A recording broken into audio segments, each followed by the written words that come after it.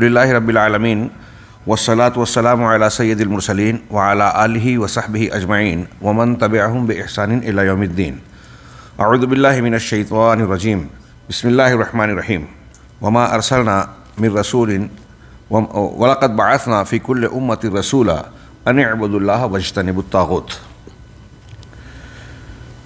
طویت الجالیات دعویٰ سینٹر کے روح رواں ذمہ دار ہمارے قابل احترام شخصیت مولانا مختار مدنی حفظہ اللہ، دیگر بزرگوں، بھائیوں، اسلامی ماؤں اور بہنوں، کل کی 3 نشستوں میں کتاب جمع الشتات فیما کتب عن الاخوان میں ملاحظات، اس کتاب کے مقدمے اور تمہید پر گفتگو ہوئی۔ چونکہ تمہید اور مقدمے کے مشتملات اور مواد موضوع سے متعلق بہت اہمیت کے حامل تھے، اس لیے قدر تفصیل سے گفتگو کی گئی۔ آج جیسا کہ ابھی شیخ نے فرمایا، ہم ان ملاحظات اور اعتراضات جو اخوان المسلمین کے منہج اور ان کے عقیدہ و فکر میں پائی جاتی ہیں ان کا تذکرہ کریں گے۔ جیسا کہ آپ نے بار بار سنا کہ ہمارے سامنے جو کتاب موجود ہے اس میں 50 ملاحظات کا تذکرہ کیا گیا ہے۔ بعض ملاحظات تفصیل طلب تھے اور ہیں، اس لیے صاحب کتاب نے بھی اس پر قدر مفصل گفتگو کی ہے، بعض کا سرسری اور اختصار کے ساتھ تذکرہ کیا گیا ہے۔ میں بھی یہی پسند کرتا ہوں کہ جن ملاحظات کی بڑی اہمیت ہے ہم اس پر قدر تفصیل سے تھوڑی سی تفصیل کے ساتھ گفتگو کریں اور بعض پر مرور کر کے اکتفا کریں، اس لیے کہ ہمارے پاس وقت کی بڑی تنگی ہے۔ لہٰذا بلا مزید کسی تمہید کے میں اصل ملاحظات کی طرف آپ لوگوں کی توجہ مبذول کروں گا۔ سب سے پہلا ملاحظہ، پہلا اعتراض جو اخوان المسلمین پر ہے اور ہونا چاہیے، اور جیسا کہ میں نے کل کے دروس میں بار بار کہا تھا کہ چند نکات، چند اعتراضات، اور ان چند میں سے صرف یہ ایک اور اس کے بعد جو دوسرا پیش کیا جا رہا ہے، ان 2 کی بنیاد پر ایک صاحب ایمان، عقیدہ اور ایمان کی، اسلام کی حقیقت کو جاننے والا شخص فیصلہ کر سکتا ہے کہ اخوان المسلمین کی جماعت، ان کا نقطۂ نظر، منہج، وہ منہج حق اور اہل السنہ والجماعت کے مسلمہ اور قابل قبول منہج کے موافق نہیں ہے۔ چنانچہ ملاحظہ فرمائیے، ایک مبتدی شخص جو دین کے بنیادی اسباق اور ابتدائی تعلیم سے واقف ہے وہ بھی فوراً اس پر مچل جائے گا کہ یہ بات صحیح ہو ہی نہیں سکتی۔ چنانچہ شیخ نے آغاز کرتے ہوئے کہا کہ تساہل قادۃ الاخوان المسلمین، میں عربی عبارت نہیں، آپ حضرات کے سامنے جو اردو کی کتاب ہے اس میں صفحہ نمبر 47 سے دیکھیے کہ توحید باری کے باب میں اخوان المسلمون کے سربراہوں کی کوتاہی اور ان کا شرک میں واقع ہونا، یہ عنوان قائم کیا گیا۔ اور پھر شیخ کہتے ہیں کہ اللہ رب العالمین کی توحید کے سلسلے میں اخوان المسلمین کے قائدین، اخوان المسلمین کے افراد عام لوگ نہیں، قائدین نے بڑا تساہل برتا اور شرک میں پڑ گئے، واقع ہو گئے۔ اب قائدین کہہ کے سب سے پہلے جن کا تذکرہ کیا وہ ہے اس جماعت کے بانی شیخ حسن البنا۔ کہتے ہیں کہ فہذا مؤسس حزب الاخوان، یہ اخوان کی جماعت، حزب اخوان کے مؤسس اور بانی ہیں، یعنی حسن البنا۔ یحاضر فی مشہد السیدہ زینب، یہ سیدہ زینب کے مزار پر، ان کے مشہد پر حاضر ہوتے ہیں۔ مصر میں یہ بہت مشہور ہے، یہاں سالانہ بہت بڑا اجتماع، جیسے ہندوستان پاکستان میں عرس وغیرہ منعقد ہوتے ہیں، ویسے مصر میں ان کی مشہد پر سالانہ عرس مقرر ہوتا ہے، جس کو مشہد سیدہ الزینب کہتے ہیں، سیدہ زینب کہتے ہیں۔ شیخ نے کہا کہ یہ وہو وکر من اوکار الشرک، شرک الاکبر، یہ شرک اکبر کا ایک مقام اور ایک اڈہ ہے۔ شرک اکبر کھلے طور سے یہاں شرک اکبر کا ارتکاب ہوتا ہے سیدہ زینب کے مزار پر۔ تو شیخ کہتے ہیں وَلَمْ يُنْكِرِ الشِّرْكَ الْأَكْبَرَ الَّذِي هُوَ بِجِوَارِ، شیخ نے، ہمارے شیخ اجمل صاحب نے ترجمہ کیا کہ وہاں شرک اکبر پر نکیر کرنے نہیں بلکہ حاضری دینے جاتے تھے۔ اس ترجمے میں وہ بات نہیں آ رہی ہے جو مطلب اس کا اصل روح ہے کہ یہاں ان کے سامنے، شیخ کہنا چاہ رہے ہیں کہ ان کے سامنے شرک ہو رہا ہے، وہاں وہ موجود ہیں، ان کے جوار میں ہو رہا ہے، اور یہ خاموشی اختیار کیے ہوئے ہیں۔ آگے ہم پڑھیں گے کہ دنیا کا کوئی داعی الی الحق، حقیقت میں جو داعی ہے توحید کا اور نبوی دعوت کا علم بردار ہے، وہ شرک کو اس طرح خاموشی سے برداشت کر ہی نہیں سکتا۔ اگر کوئی ایسا برداشت کر رہا ہے وہ صاحب منہج حق ہو ہی نہیں سکتا۔ چنانچہ ہم آگے بڑھتے ہیں کہ یہی اہل بدعت کا ہر زمانے میں اور ہر جگہ یہی طریقہ رہا ہے۔ شیخ امام عبد الرحمن بن حسن ابن امام محمد ابن عبد الوہاب، شیخ محمد بن عبد الوہاب شیخ الاسلام رحمہ اللہ کے فرزند، انہوں نے اپنے رسالے بیان المحجہ فی الرد علی صاحب اللجہ کے اندر جب خالد اظہری پر رد لکھا، انہوں نے خالد اظہری کا رد کیا تو بعض لوگوں نے اس کا دفاع کیا۔ تب آپ نے لکھا یہ خالد کون ہے جس کے دھوکے میں مبتلا ہو؟ ہاں، یہاں آج کل ہمارے یہاں بھی ہوتا ہے نا کہ ہم کسی منہج کی غلطی کے تعلق سے کسی کو ٹوکتے ہیں، علماء حق علماء اہل حدیث جب اس پر لوگوں کو متنبہ کرتے ہیں تو بعض اصحاب جبہ و دستار عوام چھوڑیے ان پر تنقید کرنے لگتے ہیں، یہ کیا ان کے پیچھے پڑے ہیں۔ ہاں، آج کل ہمارے یہاں بردرز جو عیسائی اصطلاح سے عیسائیوں سے لی گئی ہے اس پر لوگ گفتگو کرتے ہیں، غیر مستند دعات جو علماء کے سرپرستی سے ہٹ کر دعوت کا کام کرنے لگے اور وہ مرجع خلائق بن رہے ہیں۔ ابھی میں نے بعض دروس میں ذکر کیا، ہندوستان میں ایک صاحب ٹیکسی ڈرائیور تھے، کسی خبر پرست سے ان کی بحث ہوئی، اب ایک مسئلے پر جب ان کو ضرورت پیش آئی کہ وہ مسئلہ جانے تو انہوں نے کہا کہ ہم نے ڈاکٹر ذاکر نائک کے اس پہ موقع پر ویب سائٹ پر جا کر جو ہے اس سوال کا جواب تلاش کیا۔ تو عام آدمی کے سامنے جب داعی کی حیثیت سے ان کا تعارف ہوا اور وہ دین کے نمائندہ بن کر سامنے آئے تو وہ فَاسْأَلُوا اہل ذکر کا عمل کرنے کے لیے ان غیر مستند مفتیان اور دعات کی طرف رجوع کرنے لگے۔ کتنا بڑا نقصان ہے، اس کا عام لوگوں کو اندازہ نہیں ہوتا۔ تو اب ایسے ہی کچھ لوگ کسی مسئلے میں مشہور ہو گئے اور وہ مرجع خلائق بن گئے۔ اب جب ان سے خطا اور غلطی ہوتی ہے اور منہج صحیح کو جاننے ماننے والے علماء اپنی ذمہ داری سمجھ کر اس سے متنبہ کرتے ہیں۔ ہمارے علماء سلف میں لوگوں نے یہ لکھا کہ کتاب ایسی کتابیں جس سے لوگوں کو پرہیز کرنا چاہیے، بچنا چاہیے، ڈرنا چاہیے، وہ علماء جن کی مجلسوں میں نہیں جانا چاہیے۔ امام احمد بن حنبل، امام ابن مدینی اور ایسے بڑے بڑے محدثین اور کبار ائمہ جو گزرے ہیں وہ سختی سے منع کرتے تھے اہل بدعت کی مجلسوں میں شریک ہونے سے۔ آج ہمارے ہاں لوگ پڑھ رہے ہیں، سن رہے ہیں، ان کو لائک کر رہے ہیں، اور یہ اللہ کے نبی صلی اللہ علیہ وسلم کی حدیث میں قرآن میں موجود ہے کہ وَإِذَا رَأَيْتُمْ کیا رَأَيْتُمُ الَّذِينَ يَخُوضُونَ فِي آيَاتِنَا، ہاں کیا ہے، ہاں تو حتیٰ یغوضوا فی حدیث غیر، تو ان کی مجلس سے آپ ہٹ جاؤ۔ جو لوگ اللہ کی آیتوں میں ٹھٹھا کرتے ہیں، مذاق اڑاتے ہیں، تو ان کی مجلسوں سے ہٹ جاؤ، یہاں تک کہ کوئی کسی دوسری ٹاپک پر گفتگو کریں۔ اللہ تعالیٰ نے، نبی صلی اللہ علیہ وسلم نے اور پھر سلف نے اس سے بہت سختی سے منع کیا۔ آج اسی پر عمل کرتے ہوئے، سنت پر اور حکم پر عمل کرتے ہوئے اگر کوئی کسی کے بارے میں تنبیہ کرتا ہے تو ہمارے یہاں، میں ابھی شیخ نے بتایا کہ زیادہ تر یہاں دعات اور اہل علم موجود ہیں۔ ہاں، یہ بات بہت نزاکت کے ساتھ اور گہرائی کے ساتھ محسوس کرنا چاہیے کہ یہ معاملات بہت ہی اہمیت کے حامل ہیں، مہم ہیں۔ اگر ہمارا کوئی داعی اس قسم کی قربانی دے کر وہ کسی کا رد کر رہا ہے تو وہ خود ایک قربانی دے رہا ہے۔ ہمیں اس کی، اگر وہ صحیح ہے تو اس کی تائید کرنا چاہیے، نہ کہ اس کی مخالفت کرنی چاہیے۔ تو ہم دیکھتے ہیں کہ ایسا بہت سارا معاملہ ہوتا ہے۔ شیخ وہی کہنا چاہتے ہیں کہ یہ خالد کون ہے۔ آگے شیخ نے ایک جملہ کہا کہ جس کے دھوکے میں مبتلا ہو کہ اس نے التوضیح اور آجرومیہ فی النحو، آجرومیہ یہ کتاب ہے نحو کی، اس کی شرح کر دی ہے۔ یعنی کتاب نحو کی ایک کتاب کی شرح کی، التوضیح کی شرح کی، تو تمہارے نزدیک بہت اہم ہو گیا۔ یہ خالد کا جو شیخ محمد بن عبد الوہاب کے فرزند بیان کرتے ہوئے رد کر رہے ہیں، بہت اچھا اصول اس میں نکل رہا ہے کہ اگر آپ کے سامنے کوئی ایسا آدمی آتا ہے جس نے بہت بڑی کتاب لکھ دی، اس کو فیصل ایوارڈ مل گیا یا فلاں ایوارڈ مل گیا، تو ہمارا عام آدمی اس کی اس شہرت کی بنیاد پر اس کو اس فن کا ماہر بھی سمجھنے لگتا ہے جس فن سے اس کا کوئی تعلق ہے ہی نہیں، اور اس کو مرجع خلائق بنا دیا جاتا ہے، اور آج کل یہی ہو رہا ہے۔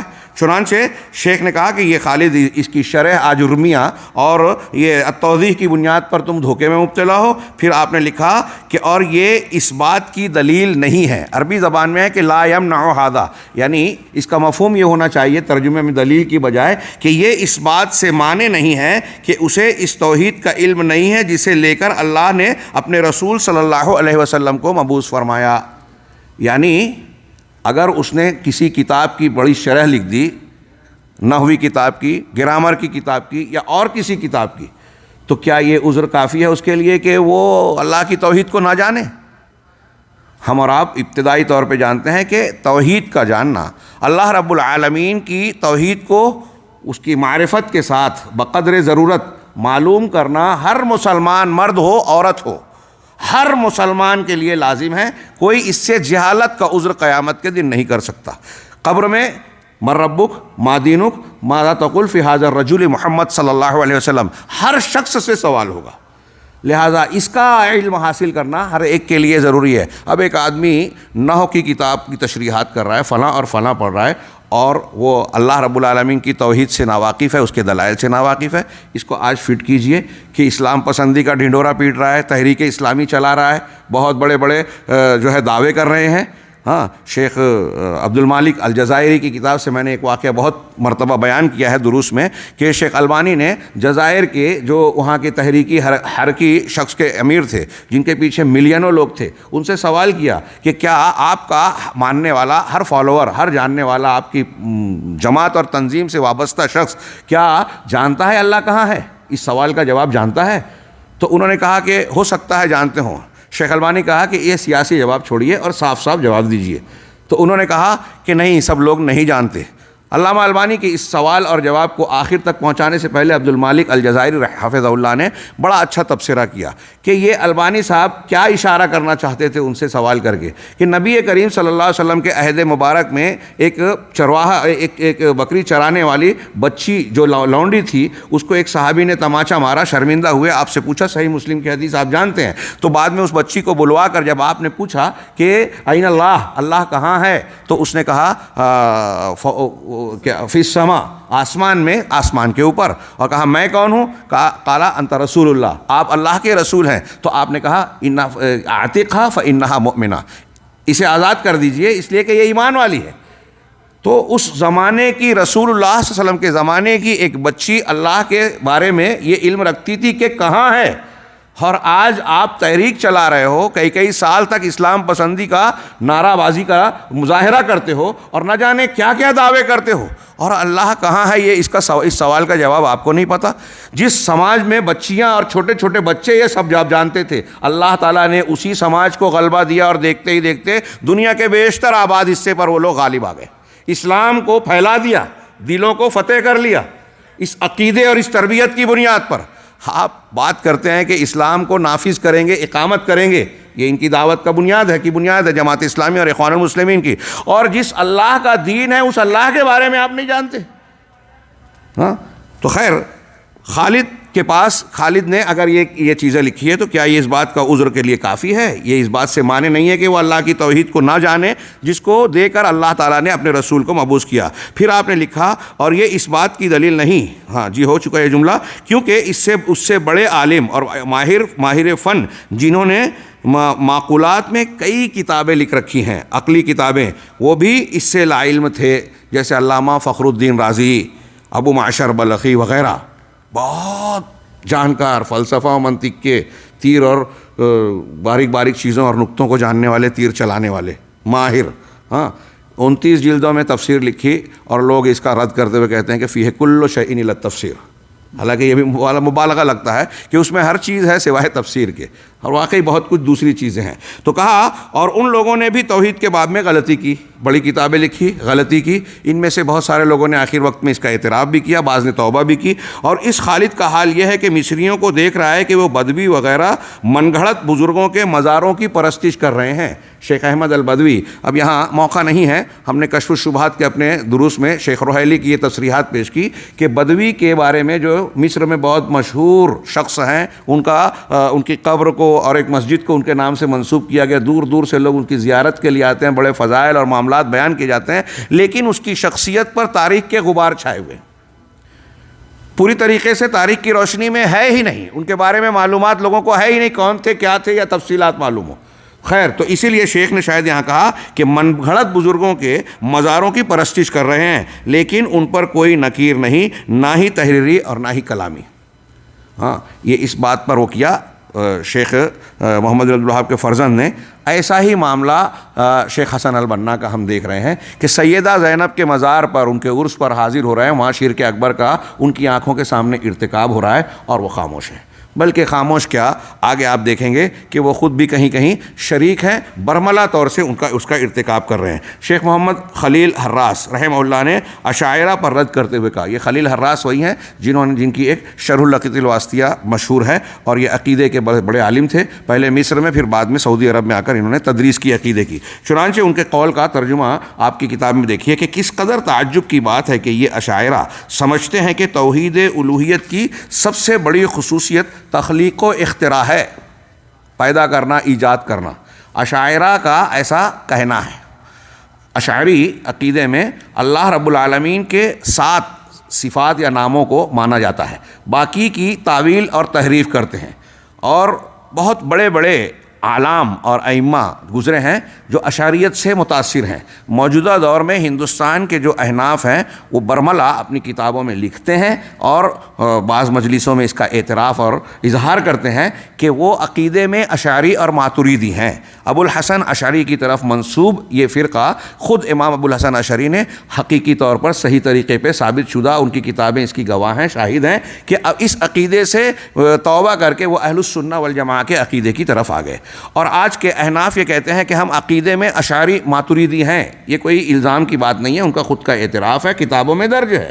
اور ہمارے یہاں لوگ حیرت انگیز طور پر، ہمارے یہاں ہندوستان میں یا دوسروں میں جب حنفی اہل الحدیث کا یہ جھگڑا ہوتا ہے تو عقائد سے زیادہ بعض فروعی مسائل میں جو ہے بحث کرتے ہیں، جبکہ زیادہ اہم مسئلہ یہ ہے۔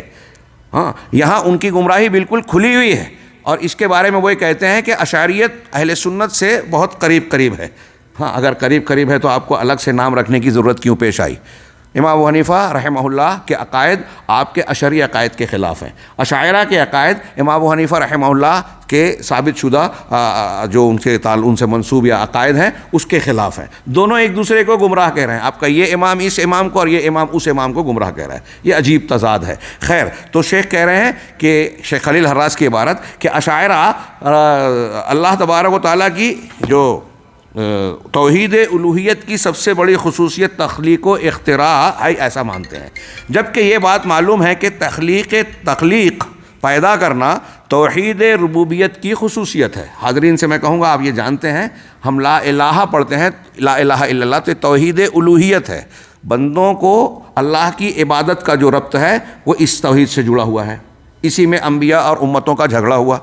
توحید ربوبیت اللہ تعالیٰ کے کاموں سے متعلق ہے، پیدا کرنا، کائنات کے اندر تصرفات کرنا، تدبیر کرنا، سارے معاملات کو چلانا، رزق دینا، بارش برسانا، زندگی موت دینا، بیماری اور شفا، اللہ کے جتنے کام ہیں، اولاد دینا وغیرہ وغیرہ، سب ربوبیت میں آتے ہیں۔ تو کہا کہ تخلیق و اختراع کا تعلق توحید ربوبیت سے ہے۔ ہاں، جبکہ اشاعرہ یہ کہتے ہیں کہ اس کا توحید الوہیت کی سب سے اہم خصوصیت ہے، جس کا اقرار مشرکین بھی کرتے تھے۔ تخلیق کا اقرار تو مشرکین مکہ بھی کرتے تھے۔ قرآن کہتا ہے آسمان و زمین کس نے پیدا کیا، تو کہتے تھے اللہ نے۔ قرآن کہتا ہے تو ربوبیت کو مانتے تھے، لیکن گڑبڑ یا گمراہی کہاں تھی ان کی؟ توحید الوہیت میں۔ اور سب سے عظیم توحید الوہیت ہے، جو اللہ کو بندوں سے، ہم سے، آپ سے مطلوب ہے، وہ توحید الوہیت ہے۔ وما خلقت الجن والانس الا لیعبدون سے ظاہر ہے، جس کا اہتمام یہ نہیں کر رہے ہیں اشاعرہ، اور نہ ہی ان کی کتابوں میں اس کا کوئی ذکر آتا ہے۔ اور شاید یہی وجہ ہے، یہی راز ہے کہ اس جماعت کے بہت سارے لوگ تصوف کی بدعتوں میں ملوث ہیں۔ آپ اگر اہل تصوف کی کتابوں کو بھی پڑھیں گے تو آپ کو نظر آئے گا کہ لا الہ الا اللہ کی جو تشریح کہتے ہیں، ایک تو لا وجود الا اللہ والا، اور ایک تشریح یا الوہیت کے معنی میں قرآن کی آیات اور احادیث میں جہاں الوہیت کا ذکر آتا ہے وہ پورا زور صرف کرتے ہیں ربوبیت کو ثابت کرنے پر۔ الوہیت کے مقام پر وہ ربوبیت پر زور دیتے ہیں، اور جب الوہیت میں اللہ کے اور بندوں کے درمیان توحیدی تعلق کو سمجھا اور سمجھایا ہی نہیں گیا تو اس مقام پر ان کے یہاں بھی شرک داخل ہو گیا، اہل تصوف کے ہاں۔ اسی لیے شیخ کہہ رہے ہیں، شیخ خلیل حراس، کہ جب اشاعرہ نے یہ کہا کہ توحید الوہیت کی سب سے اہم خصوصیت تخلیق و اختراع ہے، جبکہ اس کی خصوصیت یہ نہیں ہے، ربوبیت کی ہے، تو نتیجہ یہ نکلا کہ وہ بھی، اس جماعت کے لوگ، بہت سارے لوگ تصوف کی بدعتوں میں ملوث ہیں اور ایسے شرکیہ وسائل کے قائل ہیں جن کا ارتکاب مردہ مشائخ کے مزاروں پر کیا جاتا ہے۔ یہ اردو ترجمے میں ہے کہ جو مدفون قبروں میں مدفون مشائخ ہیں ان کی قبروں پر مزاروں پر اس کا ارتکاب کیا جاتا ہے اندہ اضرحۃ المشائخ مدفونین مقبورین، جو قبروں میں دفن ہے وہاں ارتکاب کیا جاتا ہے۔ یہ کیوں شیخ نے یہاں نقل کیا؟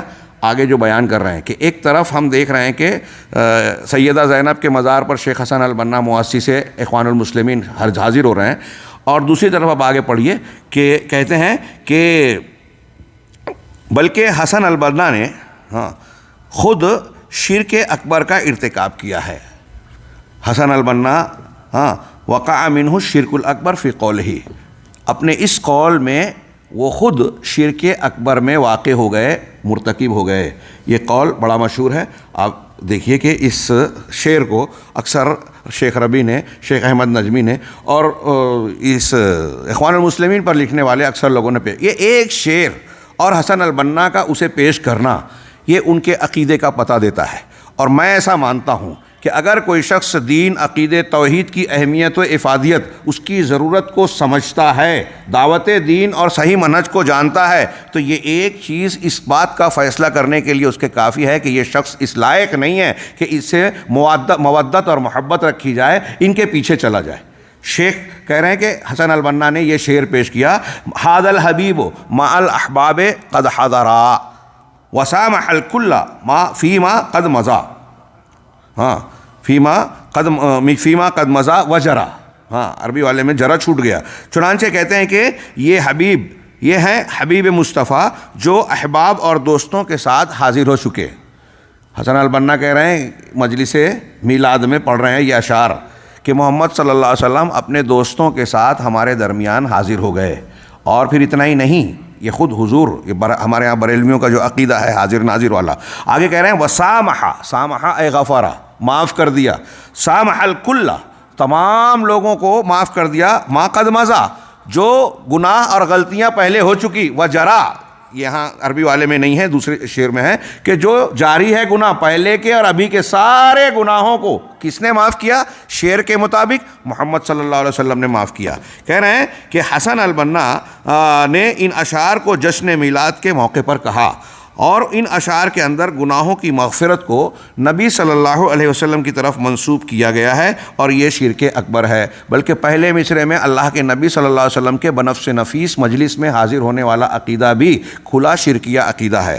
اللہ تعالیٰ کی طرح سمیع ماننا، ہر جگہ حاضر ماننا، ہر ایک کو دیکھنے والا ماننا، اور اس سے متعلقہ باتیں جس کی بنیاد پر جس عقیدے کے ساتھ وہ لوگ پکارتے ہیں یا رسول اللہ، اور اس عقیدے کے ساتھ یا رسول اللہ کہنا کہ اللہ کے رسول ہماری بات سن رہے ہیں، ہماری مجلس میں حاضر ہیں، اہل علم جانتے ہیں، مانتے ہیں، دلائل موجود ہیں کہ یہ شرک اکبر کی قبیل سے ہے۔ چنانچہ شیخ کہتے ہیں کہ میں اردو ترجمہ ہی پڑھتا ہوں، ہمارے پاس مضمون زیادہ ہے، وقت کم ہے۔ چنانچہ شیخ الاسلام علامہ ابن تیمیہ کا قول نقل کیا کہ آپ فرماتے ہیں کہ یہ جائز نہیں ہے کہ کوئی کسی فرشتے، نبی یا کسی شیخ سے، خواہ وہ زندہ ہو یا مردہ، جملہ یاد رکھیں، کسی بھی انسان سے، مخلوق سے، علامہ ابن تیمیہ کی عبارت کا مقتضا اور حاصل یہ ہے، یہ کہے کہ میرے گناہ بخش دو، اور نہ یہ کہہ سکتا ہے کہ میرے دشمنوں پر میری مدد کرو، میرے گناہ معاف کر دو، بخش دو۔ یہ اللہ کے سوا کسی سے کوئی نہیں کہہ سکتا، نبی سے، فرشتے سے، پیغمبر سے، ولی سے، کسی بھی شخصیت سے کسی کے لیے یہ کہنا جائز نہیں ہے کہ میرے گناہوں کو بخش دو، اور نہ یہ کہہ سکتا ہے کہ میرے دشمنوں کے خلاف میری مدد کرو، مجھے شفا دے دو، میرے اہل و عیال کو عافیت میں رکھو۔ یہ اس طرح کی کوئی دعا، اور جس نے کسی مخلوق سے کچھ مانگا، خواہ وہ کوئی بھی ہو، تو وہ مشرک ہوگا۔ یہ واضح ہے، توحید کے بنیادی اسباق میں سے ہے کہ جو مانگنا ہے، اذا سألت فاسأل اللہ واذا استعنت فاستعن باللہ، ایاک نعبد و ایاک نستعین کو اسی لیے سورۃ الفاتحہ کا خلاصہ کہا گیا۔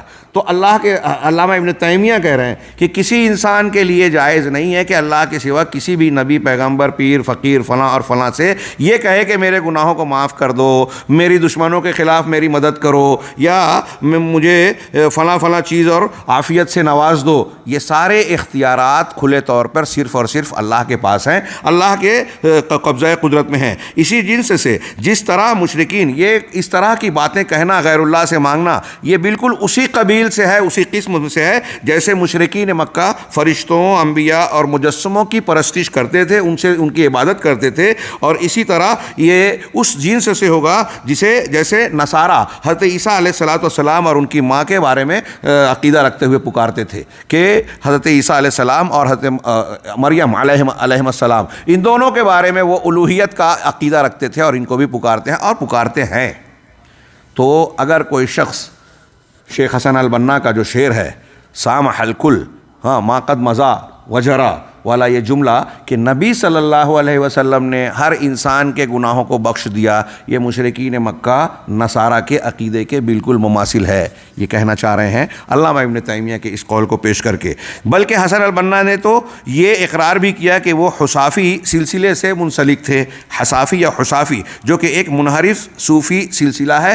حسن بنا کہتے ہیں کہ میرا دل، یہ ان کی عبارت ہے، میں تیزی سے پڑھ رہا ہوں، آپ ملاحظہ فرمائیں، کہ میرا دل شیخ سے لگا رہا یہاں تک کہ میں دمنہور، یہ مصر کی ایک بستی کا نام ہے، جہاں ان کا قیام تھا، اور پھر یہیں اخوان المسلمین کی بنیاد پڑی، کے اندر ابتدائیہ مدرسۃ المعلمین سے جڑ گیا، جہاں پر شیخ کا مزار، مسجد اور مدفن ہے، جبکہ اس وقت وہاں نہیں تھا۔ پھر میں ان کی زیارت کے لیے روزانہ جایا کرتا تھا، شیخ کی زیارت کے لیے قبر پر روزانہ جایا کرتا تھا۔ دمنہور کے اندر اپنے حصافی دوستوں کے ساتھ رہتا تھا، اور ہر رات مسجد توبہ کے اندر مجلس ذکر میں حاضر ہوا کرتا تھا۔ یہ صوفیہ کے ہاں جو اس قسم کی مجلسیں اور ذکر کے اجتماعی اہتمام ہوتے ہیں، یہ بذات خود بدعات ہیں، بدعت اور خرافات ہیں، قرآن اور سنت یا سنت کے خلاف ہے۔ ایک بار میں نے مجلس کے شیخ کے بارے میں پوچھا تو پتہ چلا کہ یہ وہ نیک صالح شیخ بسیونی ہیں جو ایک نیک تاجر بھی ہیں۔ میں نے امید ظاہر کی کہ آپ مجھ سے بیعت لے لیں گے، چنانچہ انہوں نے ایسا ہی کیا اور مجھ سے وعدہ کیا کہ مجھے سید عبد الوہاب کے پاس مقدم رکھیں گے۔ چنانچہ آج تک میں نے کسی دوسرے صوفی سے بیعت نہیں کی، اور میں صوفیوں کی اصطلاح میں محب کے مقام پر تھا۔ یہ کون کہہ رہا ہے؟ شیخ حسن البنا، مذکرات الدعوہ والداعیہ، صفحہ نمبر 23۔ مذکرات ان کی ڈائری اور کیا کہتے ہیں یادداشت پر مشتمل کتاب، اس میں یہ خود شیخ حسن البنا صاحب ذکر کر رہے ہیں تصوف سے ان کا تعلق، اس سے ظاہر ہے۔ اور مزید کہا کہ دمنہور کے ایام اور مدرسۃ المعلمین کا زمانہ تصوف و عبادت کے اندر جوش و خروش کا زمانہ تھا۔ عربی میں عبارت ہے کہ الاستغراق، ایام الاستغراق فی عاطفۃ التصوف والعبادہ، کہ عبادت کے اندر جذبہ عبادت اور ریاضت کے میں استغراق، ڈوب جانے کا زمانہ تھا۔ پھر بلکہ حسن بنا اپنے حصافی دوستوں کے ساتھ ایسے اشعار پڑھتے تھے جس سے عقیدہ وحدت الوجود کا پتہ چلتا ہے۔ وحدت الوجود، پوری کائنات حقیقت میں اللہ رب العالمین کا وجود ہی ہے، یہ دوسری چیزیں جو کائنات، پیڑ پہاڑ، آسمان زمین، آپ ہم دنیا کی جتنی بھی موجودات دکھائی دیتی ہیں، یہ اس کا عکس ہے، حقیقت نہیں ہے، سب اللہ سے نکلی ہے اور سب چیز میں اللہ ہے۔ لہٰذا کوئی اگر کسی پتھر کو، کسی درخت کو، کسی شخصیت کو، فرعون کو یا کسی جانور کو پوچھتا ہے، اس کو سید، آقا، ولی یا اللہ مانتا ہے تو کوئی غلط نہیں ہے۔ انا للہ و انا الیہ راجعون۔ کسی کی بھی پوجا کیجئے، یہ توحید ہے۔ اس عقیدے کے ماننے والے یہ کہتے ہیں کہ اگر آپ اللہ کو اور مخلوق کو الگ مان رہے ہیں تو آپ شرک کر رہے ہیں۔ شرک اور توحید کو پورا برعکس کر دیا، اور اگر اللہ کو اور مخلوق کو سب کو ایک ہی مان رہے ہو تو یہ توحید ہے۔ اور اسی لیے یہاں تک جرأت و جسارت کی کہ قرآن تو پورا کا پورا شرک سکھاتا ہے، یعنی پھر ان کے قول کے مطابق یہ ہوا کہ اللہ تعالیٰ نے کتاب ہدایت کی بجائے کتاب ضلالت نازل کی اپنے رسول پر۔ انا للہ و انا الیہ راجعون۔ کوئی مسلمان صاحب ایمان، اللہ کا ڈر رکھنے والا اس طرح کی جرأت آمیز باتیں کر سکتا ہے؟ زبان سے نکالتے ہوئے بھی ہمیں ڈر لگتا ہے، لیکن ان کی کتابوں میں درج ہے۔ اہل تصوف کی گمراہیاں پڑھیے تو اس سے گھین آئے گی، لیکن ہمارے یہاں مشہور شخصیات جنہیں لوگ اپنا قائد، پیشوا، شیخ سمجھ کر آنکھ بند کے ان کے پیچھے چلتے ہیں، وہ اس گندگی سے آلودہ ہیں اور لوگ اس کو ایک فضیلت کی بات سمجھتے ہیں۔ آپ غور کیجئے، آگے بحثیں آئے گی کہ جہاں آج ہم یہ بحث کر رہے ہیں کہ اخوان المسلمین اور ان کے دم چھلے جتنے بھی پائے جاتے ہیں دنیا کے اندر، ان کے یہاں خارجی فکر ہے۔ شیخ نے کل بتایا تھا کہ اسلام کو نقصان یا اسلام کی مخالفت کرنے والے جو بنیادی فرقے ہیں اس میں خارجی کا بھی ذکر کیا اور اہل تصوف کا بھی۔ یہاں یہ بھی گندگی موجود ہے کہ شیخ کے یہاں جہاں بعد میں خارجیت آئی، اس سے پہلے تصوف آیا، ہاں، اور وحدت الوجود کا یہ ان کے طرف سے شعر پیش کیا جا رہا ہے کہ اللہ قل وذری الوجود وما حوا ان کنت مرتادا بلوغ کمال فالکل دون اللہ ان حققتہ. یہ اردو میں ڈبل تے چھپ گیا، ڈبل قاف ہونا چاہیے، حققتہ. عدم علی التفصیل والاجمال. ترجمہ دیکھیے کہ اس شعر میں جو حسن البنا صاحب پیش کر رہے ہیں کہ اگر کمال اور انتہا کے مقام تک پہنچنا چاہتے ہو تو سارے وجود کو چھوڑ کر صرف اللہ اللہ کرو، اللہ کا ورد کرو. قل اللہ، ہاں اللہ اللہ بولو. حکایتاً اللہ کہہ رہا ہوں، اگر کل کا مفعول مانے تو قل اللہ ہوگا. اہل علم شاید مجھے اسی لیے تعجب سے دیکھ رہے ہیں کہ قل اللہ. ہاں، اگر کمال اور انتہا کے مقام تک پہنچنا چاہتے ہو تو سارے وجود کو چھوڑ کر صرف اللہ اللہ کرو، اللہ کا ورد کرو. اگر آپ نے اس کی حقیقت کو پا لیا، ہاں اس کی حقیقت کو پا لیا تو جان لو کہ اجمالی اور تفصیلی ہر اعتبار سے اس کے علاوہ کچھ نہیں ہے، سر طرف ہر چیز میں اللہ ہی اللہ ہے. ہاں، میں اکثر شیخ ابن ابی العز حنفی رحمہ اللہ کا جملہ اپنے الفاظ میں دہراتا ہوں کہ ان کے بیان کے مطابق، اور صرف انہوں نے نہیں، بہت سارے خلف اور سلف کے علماء نے یہ بات اپنے اپنے انداز میں کہی ہے کہ وحدت الوجود کا عقیدہ، حلول و اتحاد کا عقیدہ روئے زمین پر سب سے گھناؤنے شرک اور کفر کی شکل ہے. سب سے گھناؤنا شرک، سب سے گندا اور قبیح ترین شناعت والا کفر ہے یہ. انہوں نے یہ بات کہی کہ اللہ تبارک و تعالیٰ نے، شیخ ابن ابی العز کہتے ہیں کہ نصارہ نے حضرت عیسیٰ علیہ السلام کے بارے میں یہ عقیدہ اختیار کیا کہ اللہ نے آپ کے اندر حلول کر لیا. سوچئے، صرف عیسیٰ علیہ السلام کے بارے میں جب انہوں نے یہ عقیدہ رکھا تو اللہ نے کہا لقد کفر الذین قالوا ان اللہ ثالث ثلاثہ، کہ ان تثلیث کے قائلین نے کفر کیا، اللہ تبارک و تعالیٰ کا نے بیٹا بنا لیا. ناسوت سے لاہوت ان کے اندر داخل ہو گیا. پہلے ناسوت سے تعلق تھا عالم مادہ سے، عالم ظاہر سے، اور بعد میں ان کے اندر لاہوتیت آ گئی، یعنی روحانیت آ گئی، یعنی اللہ کا وجود اس میں حلول کر گیا. صرف حضرت عیسیٰ میں مانا تو اللہ نے کافر قرار دیا. ہم یہاں تو ہر چیز میں مان رہے ہیں. تلمسانی اور اہل وحدت الوجود ابن عربی ہوں، ابن فارز ہوں، ابن سبعین ہوں، تلمسانی ہوں، کتے اور سور کو بھی نعوذ باللہ کہتے ہیں کہ اس میں بھی اللہ ہے. دیوبند کے مفتی صاحب نے بیان کیا ہمارے یہاں ناندیڑ میں، اس کی کلپ آئی تھی، ایک اہل حدیث نوجوان نے سوال کر لیا، ناراض ہو گئے، اسٹیج پہ بلا کر اسے ڈانٹا، غیر مقلدین کو برا بھلا کہنے لگے. کہا کہ ہمارے یہاں کے مفتی صاحب کہتے ہیں کہ ہندو جس مورتی کی پوجا کرتا ہے اس میں بھی اللہ ہے، کیا یہ صحیح ہے؟ تو پہلے انہوں نے ڈانٹا، غیر مقلدین کو برا بھلا کہا، پھر اسے بلایا، پھر بہت ساری باتیں کہی، اور پھر اس نے بچے نے سوال کیا کہ میں نے جو سوال کیا آپ نے اس کا جواب نہیں دیا. تو انہوں نے کہا کہ ہاں اس میں بھی اللہ ہے. انا للہ و انا الیہ راجعون.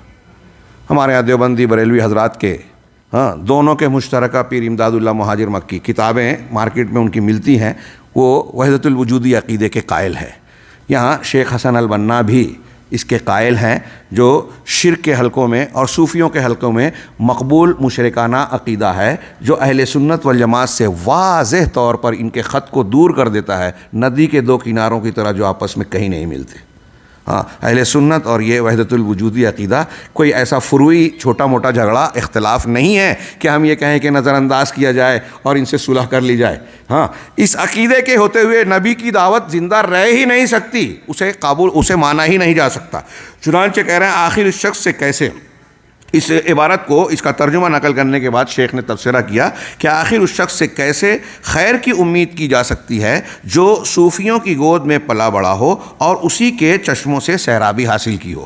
اب ہم یہ جملہ جب ہندوستانی حلقوں میں کہیں گے تو ہمارے یہاں بہت سارے لوگ صوفیوں کو سیدھا سادہ تزکیہ نفس پر عمل کرنے والا، روحانیت اور جو ہے عبادات سے جڑا ہوا طبقہ سمجھتا ہے، جبکہ یہاں جو تشدد ہے، یہاں جو عقیدے کا انحراف ہے، یہاں جو شرک اور کفر ہے، قرآن و سنت کا جو مذاق اڑایا گیا ہے، شریعت کی جو مخالفت کی گئی ہے، وہ شاید کہیں نہیں ہو.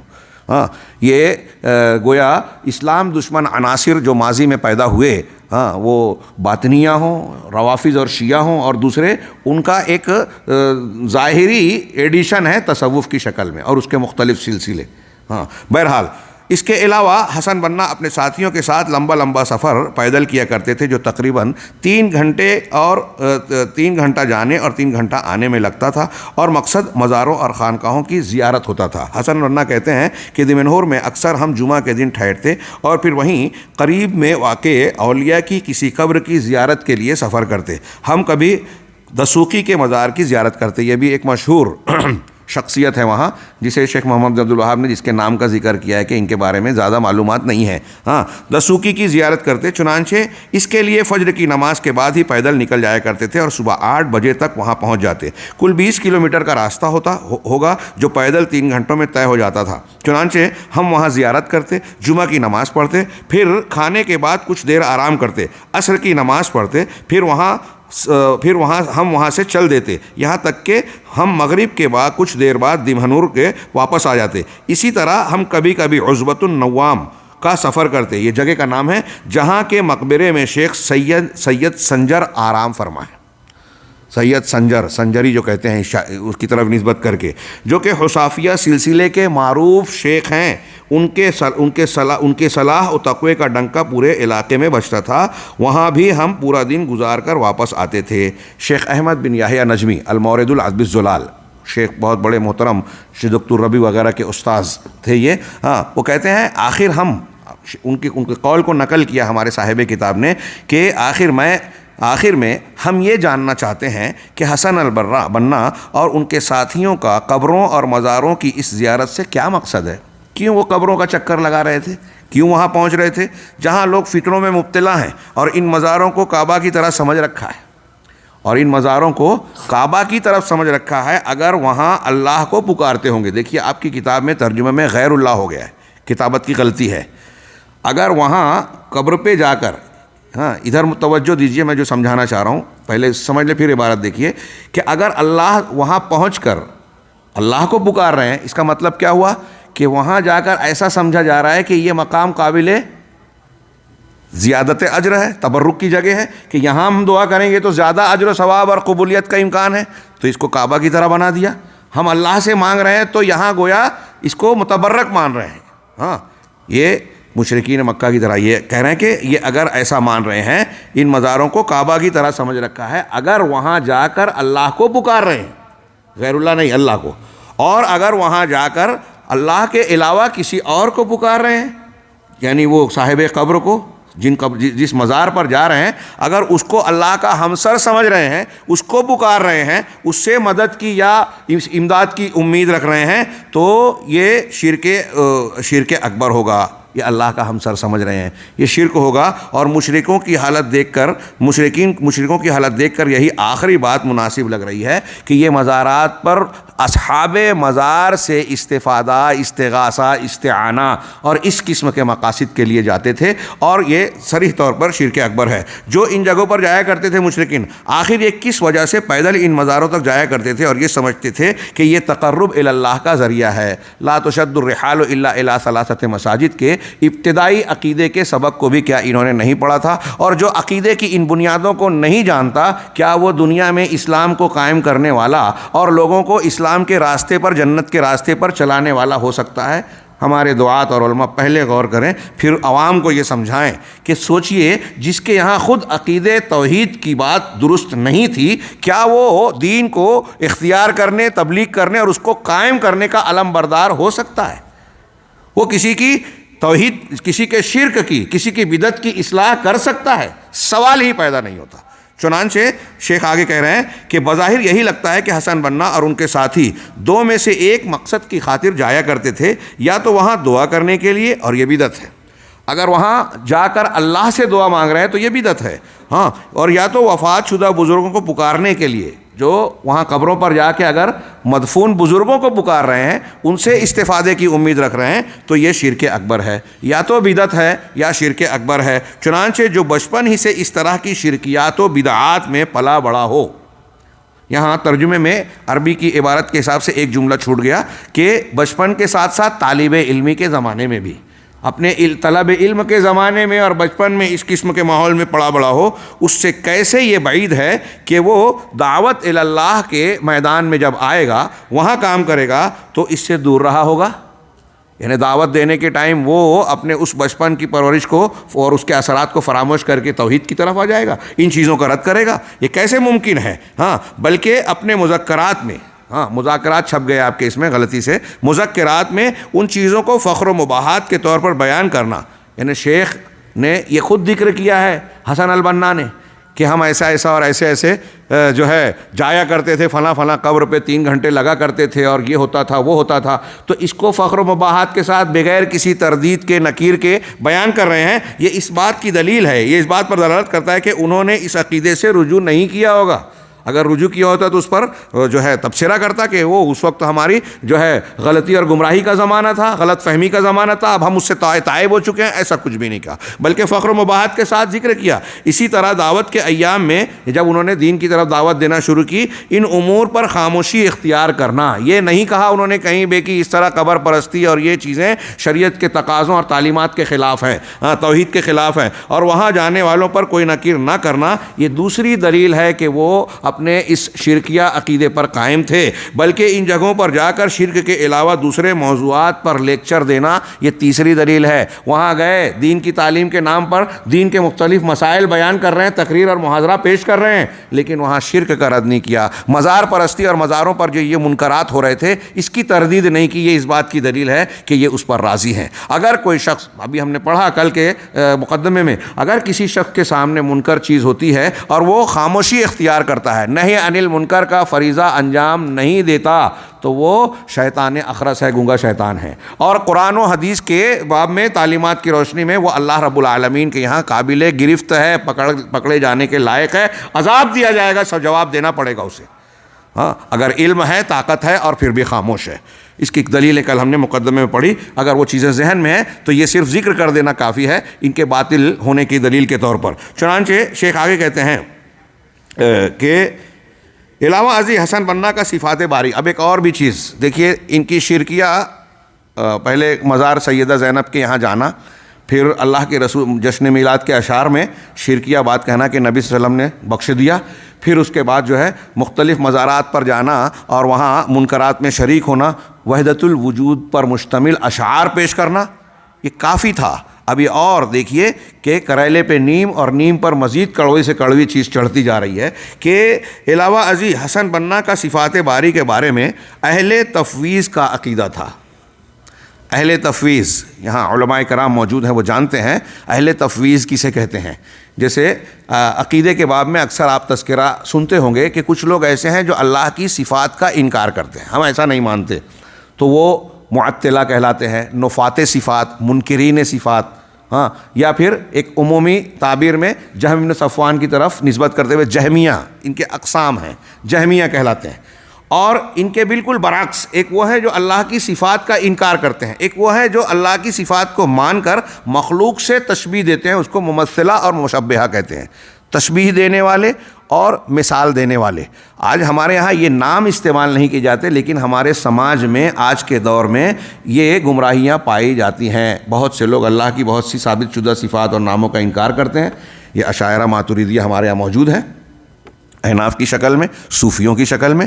ہاں، اللہ عرش پر مستوی ہے، اس کا انکار کرنے والے ہمیں قدم قدم پر دکھائی دیتے ہیں۔ ہاں، جبکہ اللہ تعالیٰ عرش پر ہے، یہ قرآن کی آیتیں، حدیثیں اتنی ہیں، اتنی دلیلیں ہیں، بقول علامہ ابن قیم 1000 سے یا اس سے زیادہ دلیلیں اس کی موجود ہے۔ بہرحال تو یہ دو گروہ ہیں، ایک انکار کرنے والے اور ایک تشبیہ دینے والے۔ ان کے بیچ میں ایک تیسرا گروہ پیدا ہوا اور اس نے سمجھا کہ بڑا تیر مارا اس نے، وہ یہ کہ وہ کہتا ہے کہ اللہ تعالیٰ نے جو اسماء و صفات قرآن و حدیث میں رسول نے اور اللہ نے بیان کیے ہیں، اس کو ہم یہ مانتے ہیں کہ اس کا معنی مفہوم اللہ کے حوالے۔ تفویض مانے سپرد کرنا، حوالے کرنا۔ ہاں، تو وہ کہتے ہیں کہ اس کا معنی ہم اللہ کے سپرد کرتے ہیں۔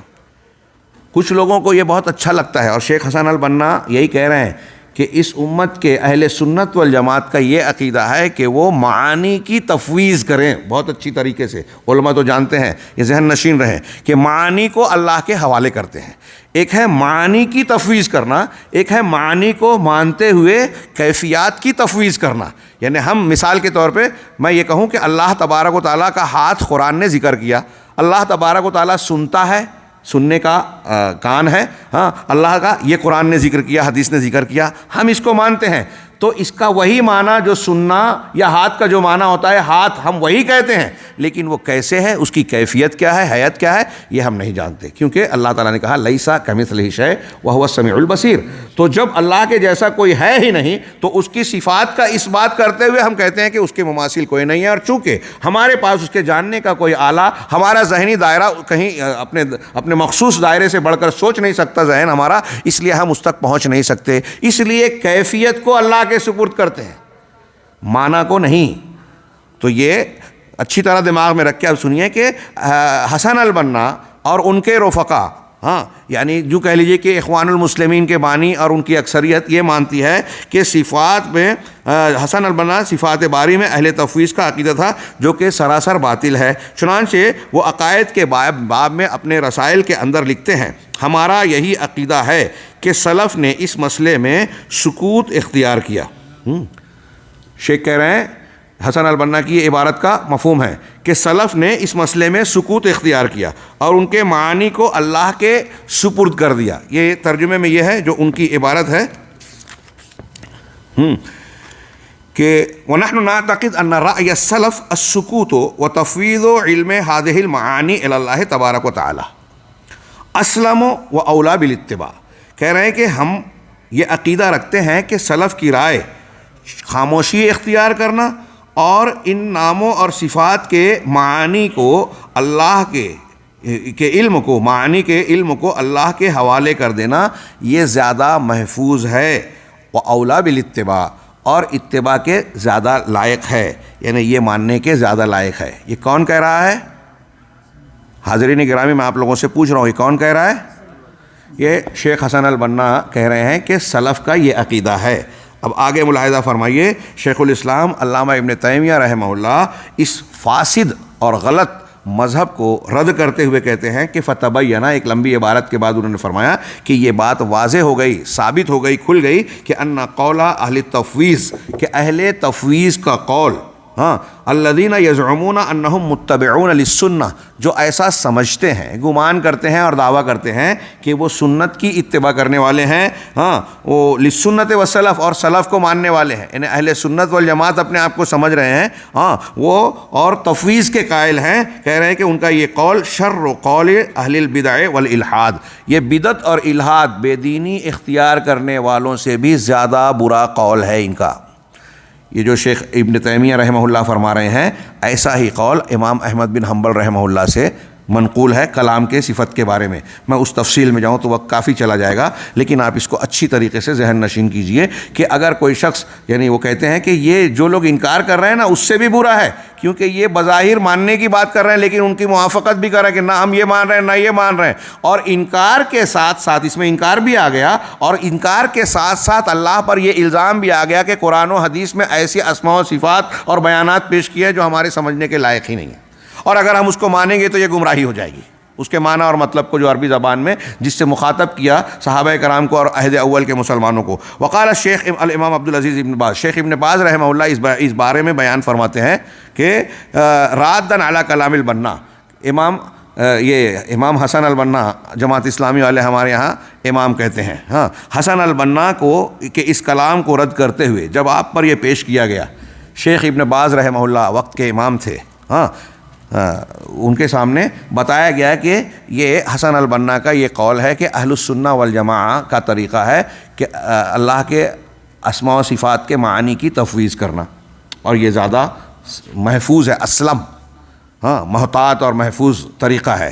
تو شیخ نے جب یہ سنا تو کہا لیس الاسلم، یہ اسلم نہیں ہے، تفویض الامر فی الصفات الی علام الغیوب، کہ صفات کا معاملہ علام الغیوب کے حوالے کر دینا یہ اسلم نہیں ہے۔ کیوں اسلم نہیں ہے؟ اس لیے کہ اللہ سبحانہ و تعالی نے اپنے بندوں کے لیے اسے بیان کیا ہے، اس کی وضاحت قرآن عظیم میں اپنی کتاب کریم میں کی ہے اور اپنے رسول امین کی زبان پر کی ہے۔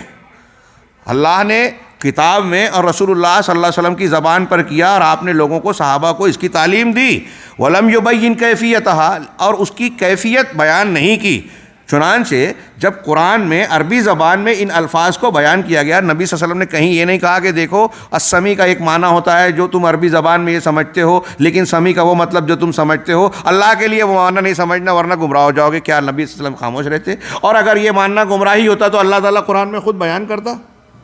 یہ جو میں بات کہتا ہوں ہمارے بعض علماء علامہ شنقیطی وغیرہ نے بڑے پیارے انداز میں بیان کی ہے، اضواء البیان میں ملاحظہ کیا جا سکتا ہے. چنانچہ وہ کہتے ہیں کہ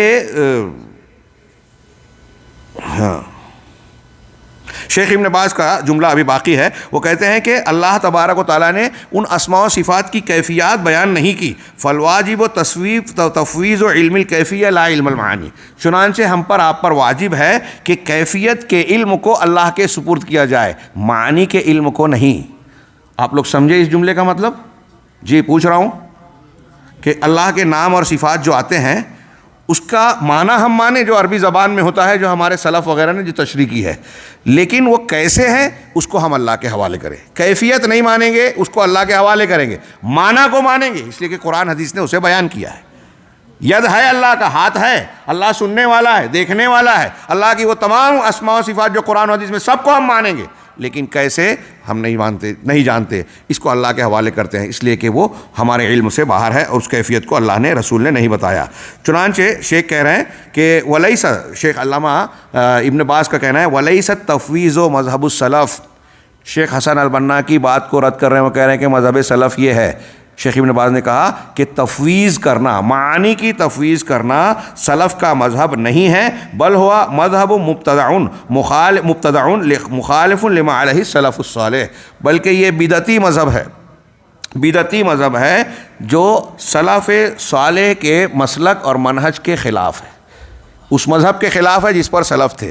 میرے بھائیو، جیسا کہ میں نے بار بار کہا کہ ایک دو نکات اور ملاحظات بھی اگر اس ملاحظے کو جو عقیدے اور منہج سے متعلق بنیاد سے تعلق رکھنے والا، ہمارے دین کی اصل الاصول توحید، آگے اس پر تبصرہ کتاب میں بھی آ رہا ہے، اس سے متعلق ہے. اگر صرف اس ایک ملاحظے کو لوگ اچھی طریقے سے سمجھ لیں تو یہ جاننے اور ماننے میں انہیں کوئی دقت نہیں ہوگی کہ جو اخوان المسلمین اور ان کے متعلقہ لوگ ہیں اور ان کا جو عقیدہ ہے وہ اہل سنت والجماعت سے الگ ہے، منحرف ہے، اور ان تمام کبار علماء کی بات بالکل درست ہے کہ یہ ان 72 فرقوں میں سے ہیں جو جہنم کے راستے پر ہیں، گمراہی کے اعتبار سے، مسئلہ منہج کے اعتبار سے. اہل السنہ والجماعہ کے ناجی فرقے کے طریقے پر نہیں ہیں، قرآن اور صحابہ، حدیث اور صحابہ کے طریقے پر بالکل نہیں ہے. آگے ملاحظہ فرمائیں کہ بظاہر یہی لگتا ہے کہ معاف کیجئے،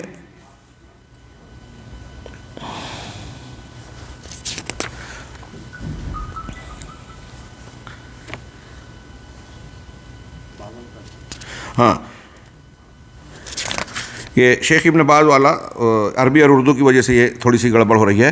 شیخ عبدالعزیز بن باز حسن البنا کا جو رد کیا اس کے بعد کہتے ہیں، اور یقیناً حسن البنا کا عقیدہ توحید کے اندر کوتاہی کرنے، یہ جو تسامح اور ان کی کوتاہی ہے، اس کا اور شرک کے اندر واقع ہونے کی وجہ سے ان کے پیروکاروں پر شروع سے لے کر آج تک بہت برا اثر پڑا ہے. یہ آپ کے اردو کے الفاظ ہیں، یعنی مقصود یہ ہے، عبارت میں بھی عربی میں بھی یہی بات کہی، یعنی عربی کی عبارت ہے کہ حسن البنا کے اس تساہل اور اس بدعقیدگی یا انحراف کا اثر ان کے متبعین اور ان کے ماننے والوں پر بھی گہرے طور سے پڑا. چنانچہ حسن بنا کے بعد مرشد، ان کے ایک مرشد عمر تلمسانی، یہاں تیسرے لکھا ہوا ہے اردو میں، عربی میں نہیں ہے یہ، ان کے مرشد عمر تلمسانی اپنی کتاب شہید المحراب کے اندر کہتے ہیں، شہید المحراب ان کی کتاب ہے، عمر تلمسانی مصر کے حسن البنا کے بعد ایک اخوان المسلمین کے مرجع اور مرشد، ان کے قائد، وہ کہتے ہیں کہ اسی لیے میں اس رائے کا قائل ہوں،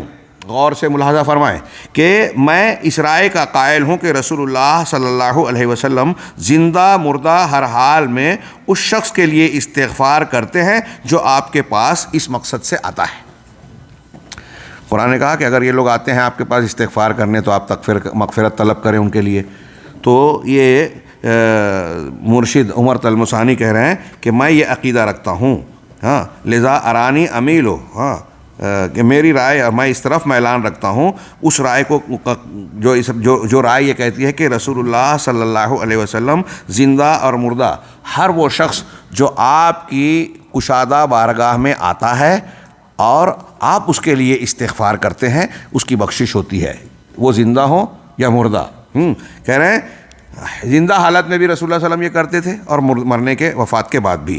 وَيَقُولُ أَيْضًا, اسی طریقے سے عمر طلمسانی یہ بھی کہتا ہے, اس کا یہ فرمانا ہے کہ اسی لیے کہہ رہے ہیں کہ جو اولیاء کی کرامات کا قائل ہو فلا داعیہ للتشدد فی النکیر علی من یعتقد کرامات الاولیاء, جو اولیاء کی کرامات کا عقیدہ رکھتا ہو, قائل ہو, عقیدہ رکھتا ہو, اس پر تشدد کی کوئی ضرورت نہیں ہے. یہاں میں اردو ترجمہ پڑھتا ہوں کہ جو اولیاء کی کرامات کا قائل ہو اور ان کی قبروں پر جا کر التجا کرتا ہو, اپنا بچاؤ طلب کرتا ہو. یہاں بھی ترجمے میں ایک جملہ چھوٹ گیا کہ اور سخت حالات میں ان سے دعا کرنے کا عقیدہ رکھتا ہو. شدائد اور تکالیف جب آ جائیں تو یہ عقیدہ رکھے کہ قبر والوں سے, اولیاء سے ہم دعا مانگ سکتے ہیں, مشکل کشائی کر سکتے ہیں ان کے ذریعے سے یا ان سے مانگ سکتے ہیں. جو ایسا عقیدہ رکھتا ہے, شیخ عمر طلمسانی کہتے ہیں کہ ان پر, ایسے شخص پر بہت زیادہ نکیر کرنے کی ضرورت نہیں ہے, اور کرامات اولیاء معجزات انبیاء کے دلائل میں سے ہیں. یعنی اگر کوئی کھلے طور سے شرک کر رہا ہے تو اس پر نکیر کرنے کی ضرورت نہیں ہے, لیکن کھلے طور سے سلفیت کو اختیار کر رہا ہے تو اس پر سخت نکیر کی ضرورت ہے. یہ قوس میں لگا دیجئے, آج کل سوشل میڈیا میں جتنے اخوانی ہیں وہ یہی کرتے ہیں. شرک پر چپ. میں اکثر ایک جملہ کہتا ہوں ہندوستان میں کہ اگر سعودی عرب سے خبر آ جائے کہ وہاں شاہی خاندان کا کوئی آدمی کسی بدنام گلی سے گزر گیا تو وہ صحیح ہے یا غلط, اسلام خطرے میں. پورا ہنگامہ مچ جاتا ہے, شور ولنے لگتا ہے, اسلام خطرے میں. اور دوسرے مقامات پر جو ان کے چہیتے منظور نظر ہیں, ان کے ہم نوا ہیں, آگے یہ آ رہی ہے بات کہ ان کا ماننے والا ہے تو شرک بھی معاف, اور اگر ان کا مخالف ہے تو اگر دائیں کروٹ پہلے دائیں کروٹ کے بجائے بائیں کروٹ لیٹ گیا تو اسلام خطرے میں. آداب نوم کو اگر اس نے تھوڑا سا ادھر آگے پیچھے کر دیا تو بہت بڑا جرم ہو گیا, ناقابل معافی. تو خیر یہ کہہ رہے ہیں کہ اس کا یہ اثر پڑا. اب دیکھیے کتنی بڑی بات ہے. اب سوچئے, ہم نے ابھی مقدمے میں کل کے پڑھا, وہ سامنے رکھیے کہ اگر ایک شخص کے سامنے بدعت ہو رہی ہے, شرک ہو رہا ہے, اور وہ خاموش ہے, کیا وہ اہل حق میں سے ہو سکتا ہے؟ اہل حق کی علامت یہ ہے کہ ہاتھ سے, زبان سے, دل سے نکیر کریں باطل چیزوں پر. موصوف اولیاء اور ان سے محبت کے ضمن میں مزید کلام کرتے ہوئے کہتے ہیں. آپ کی کتاب کے صفحہ نمبر 53 پر دیکھیے کہ یہاں معاملہ شروع سے لے کر آخر تک ذوق کا ہے, اور اس ضمن میں سختی برتنے والوں سے کہوں گا کہ نکیر کرنے میں ذرا آسانی سے کام لو. ہونن کا لفظ ہے, نرمی برتو, بہت سختی مت برتو. یہ اہل حدیث کو رائے دے رہے ہیں. قبر پرستوں لوگوں کے بارے میں نرمی برتو. یہاں کوئی شرک, بت پرستی اور الحاد نہیں ہے.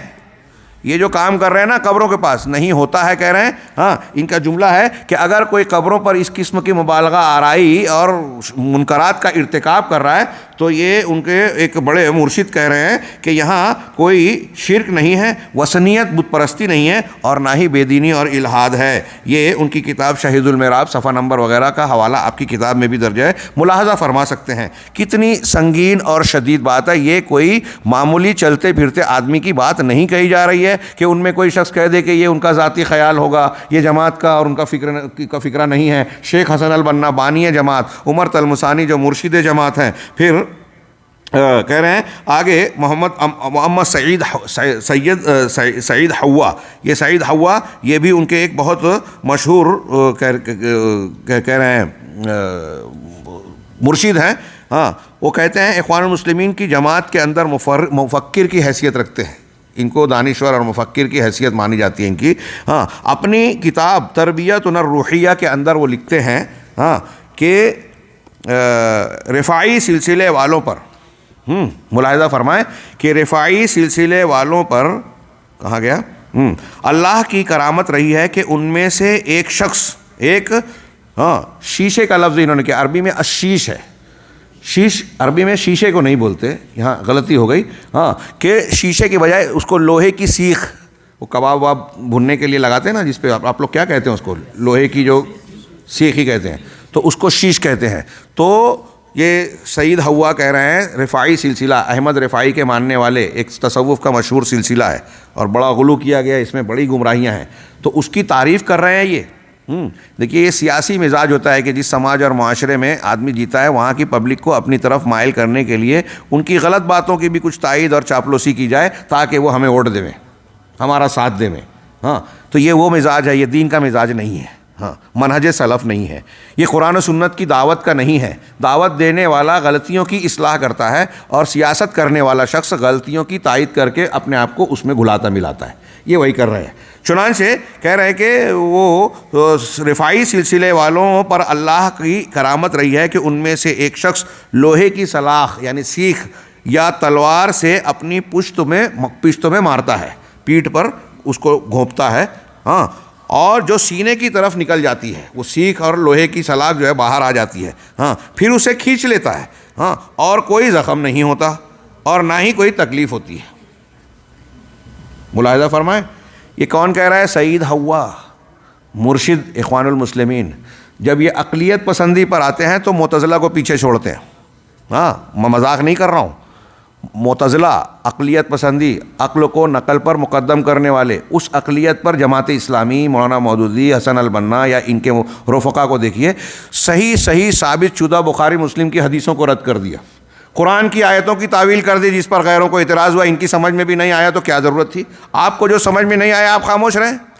ہاں اگر کوئی یہاں بہت سارے مختلف فنون کے انجینئرز اور جانکار لوگ موجود ہیں، ہاں کیا آپ جو باریکیاں اس فن کی جانتے ہیں یہاں سب لوگ سمجھتے ہیں؟ اور مجھے نہیں سمجھ میں آئے تو کہہ دوں کہ نہیں، یہ کمپیوٹر اور یہ سارے کام بیکار ہیں، غلط ہیں، میں نہیں مانتا، تو کہیں گے کہ یہ جاہل ہے، بل کذبوا بما لم یحیطوا بہ علما۔ یہی حال ان کا تھا، آپ کی سمجھ میں نہیں آیا، آپ غیر مسلم کو جواب نہیں دے پائے تو وہ غلط کیسے ہو گیا؟ آپ کو نہیں سمجھ میں آیا نا۔ کیا مسلمانوں میں جتنے مسلمان ہیں ان کو اسلام کی ہر بات، معجزات، کرامات، ان کی توجیحات، سائنسی جواب سب معلوم ہے؟ معلوم ہوگا تب مانو گے۔ اگر ایسا ہی ہے تو نیوٹن اور کیا نام ہے آئنسٹائن پر لوگ ایمان لاتے، انبیاء پر نہیں لاتے۔ وہ ہر چیز کو تجربہ گاہ میں ثابت کر کے تھیوری کو قانون بناتے ہیں۔ ہاں وہ کہتے ہیں کہ یہ جو ہے لا بن گیا، تھیوری سے لا بن گیا۔ ہاں اور ایسا کر کے اگر آپ نے مانا تو آپ نے ایمان نہیں لایا۔ خیر یہ ایمان بالغیب کی باتیں ہیں، بات لمبی ہو جائے گی، ہم واپس آتے ہیں کہ شہید ہوا یہ کہہ رہا ہے، میں اس لیے یہ جملہ کہہ رہا ہوں کہ ان کے یہاں آپ دیکھیں گے کہ عقل کی بنیاد پر حدیثوں کا رد کر رہے ہیں اور پٹانے کے لیے، ہاں اپنی دعوت کی حقیقت کو واضح کرنے کے لیے یہ رفاعی لوگوں کے بارے میں ان کی بے وقوفانہ بات کو کرامت ظاہر کر رہے ہیں، شعبدہ بازی۔ ہاں علامہ ابن تیمیہ کہتے ہیں کہ اس قسم کا اگر کوئی مظاہرہ کرتا ہے تو وہ اللہ کا ولی نہیں ہوتا۔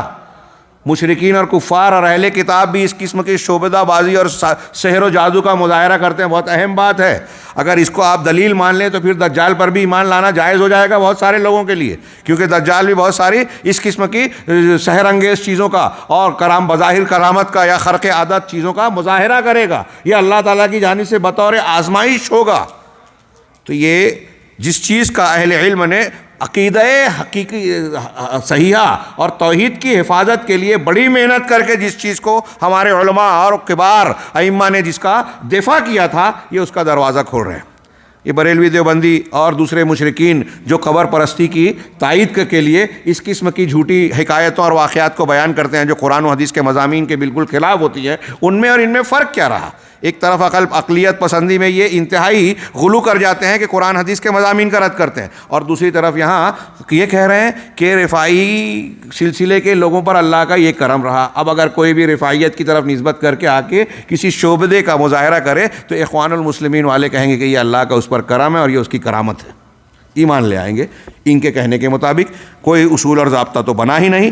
ہاں سیریا کے اندر اخوان المسلمین کے مرشد مصطفیٰ سبائی اشعار پڑھتے ہیں جن کے اندر نبی اکرم صلی اللہ علیہ وسلم سے استغاثہ کرتے ہیں اور بیماری سے شفا طلب کرتے ہیں۔ چنانچہ کہتے ہیں یا سائق الظان نحو البیت والحرم، اے جو ہے سواری کو ہانکنے والے حرم اور اللہ کے گھر کی طرف، ونحو طیبہ تبغی سید الامم، اور طیبہ یعنی مدینہ کی طرف سید الامم کا ارادہ کر کے۔ دیکھیے یہ کون کہہ رہا ہے؟ مصطفیٰ سبائی، ان کے بڑے عالم مانے جاتے ہیں، مرجع مانے جاتے ہیں۔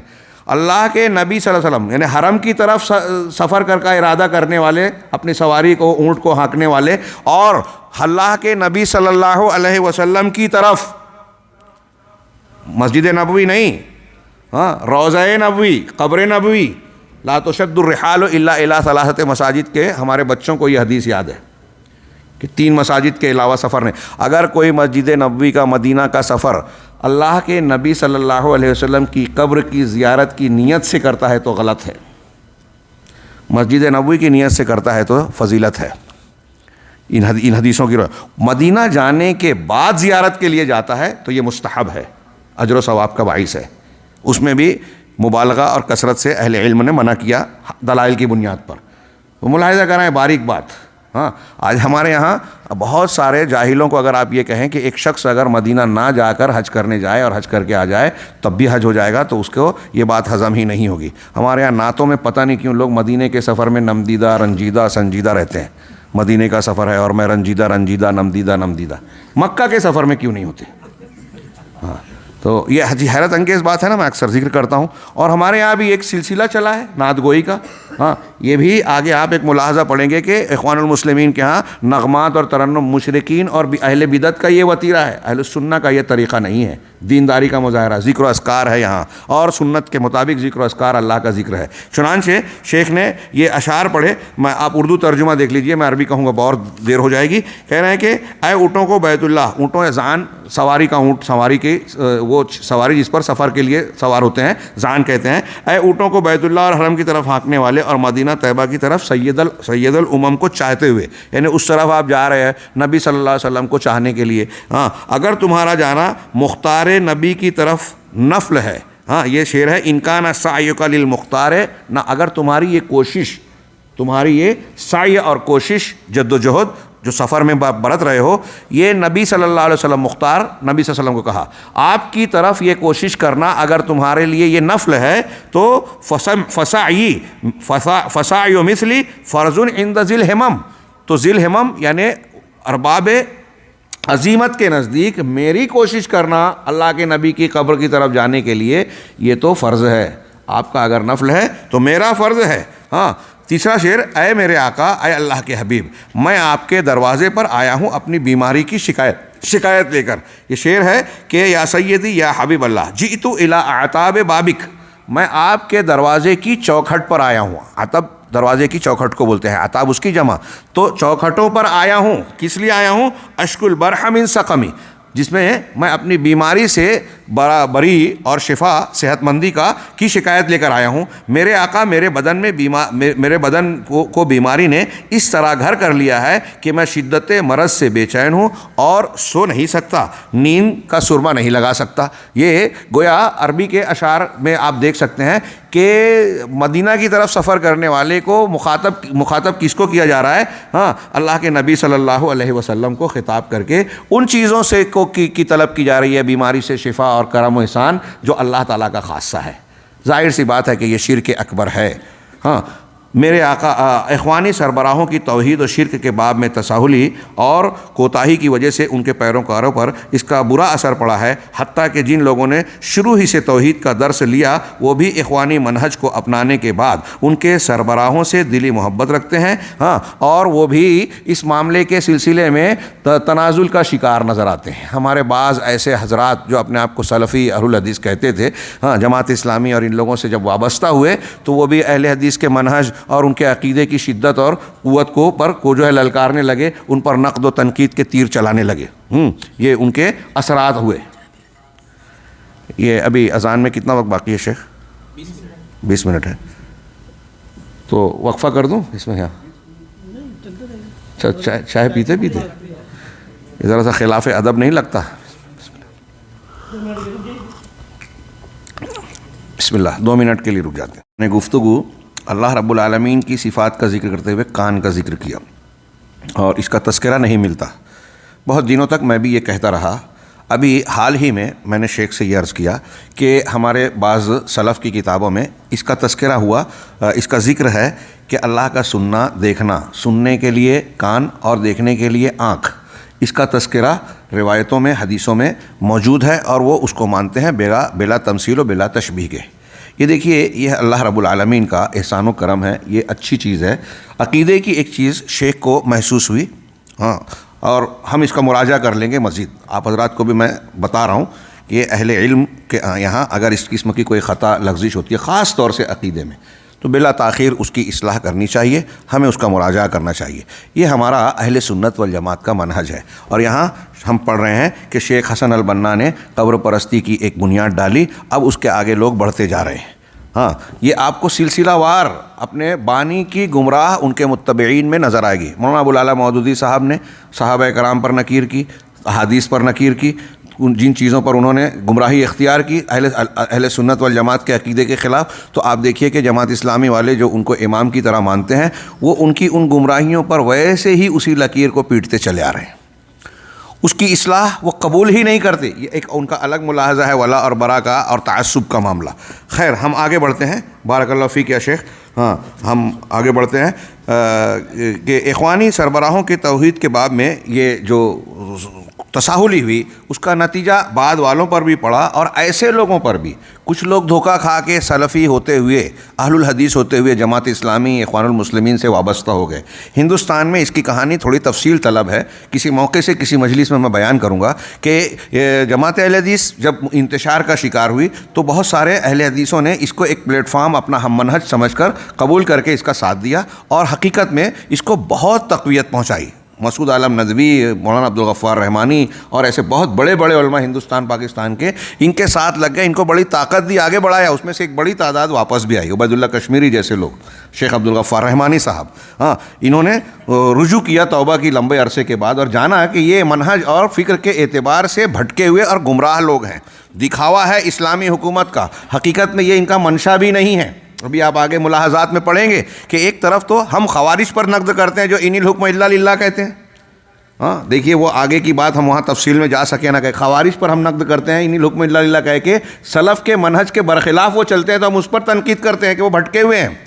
یہ لوگ ومن لم یحکم بما انزل اللہ فاولئک هم الکافرون سے استدلال کرتے ہوئے یہ تو کہتے ہیں کہ اسلامی حکومت قائم کرنی ہے، ہاں، لیکن جب ان کو کہیں قوت و اقتدار ملتا ہے تو ان کے مرشدین کے اقوال ابھی آپ ملاحظہ فرمائیں گے کہ یہ کہتے ہیں کہ ہم حریت کو ترجیح دیتے ہیں، ڈیموکریٹک یعنی جمہوریت کو ترجیح دیتے ہیں، اسلامی حکومت نہیں، حریت چلے گی۔ تو یہ خوارج سے بھی گئے گزرے ہیں، ان کا نعرہ ہے اسلامی حکومت، مقصود نہیں ہے۔ یہ گویا سیاسی پارٹیوں کی طرح ہے کہ منشور کچھ چھاپا جائے، مقصود کچھ اور رکھا جائے، کرسی کی طلب۔ تو ان کے تعامل سے پوری تاریخ سے یہی ظاہر ہوتا ہے۔ چنانچہ آگے ہم بڑھتے ہیں۔ شیخ کہہ رہے ہیں کہ مندرجہ ذیل کچھ دلیلیں پیش کر رہے ہیں جو یہ بتاتی ہیں کہ بعد کے کچھ لوگوں نے ان کے اثرات کو قبول کیا اور توحید کے بارے میں نرمی اور مداہنت اختیار کی۔ سب سے پہلی بات انہوں نے پیش کی کہ جب کتاب وقفات مع کتاب للدعات فقط للعجمی، یہ ایک کتاب تھی، کتاب للدعات فقط، یہ جاسم محمد کی ایک کتاب ہے۔ یہ جاسم محمد نے جو کتاب لکھی یہ اخوانیوں کے دفاع میں لکھی۔ ہاں، اس میں اس نے یہ بتانے کی کوشش کی کہ اخوانیوں کے اوپر جو الزامات لگائے جا رہے ہیں مطلب ان کے دفاع کرنے کی کوشش کی گئی، ان کی غلطیوں کو اچھا بنا کر پیش کرنے کی کوشش کی گئی۔ تو اس کے جواب میں محمد سیف العجمی نے کتاب لکھی، وقفات مع کتاب للدعات فقط للعجمی وکان فیہ۔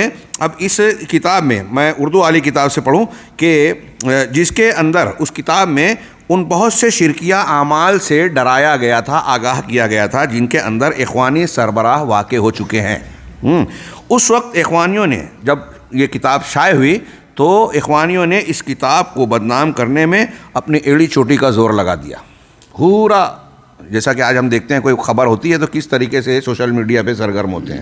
ہاں، میڈیا جیسے عالمی میڈیا یہودیوں کے ہاتھ میں ہے اور مسلم میڈیا روافظ اور ان کے دمچھلوں کے ہاتھ میں۔ ہاں، اپنی پوری طاقت لگا دی اور ان لوگوں کو بھی مشکوک بنا کر پیش کیا جنہوں نے اس کتاب کو تقسیم کیا، اس کتاب کو چھاپنے اور بانٹنے والوں کے خلاف خوب پروپیگنڈا کیا۔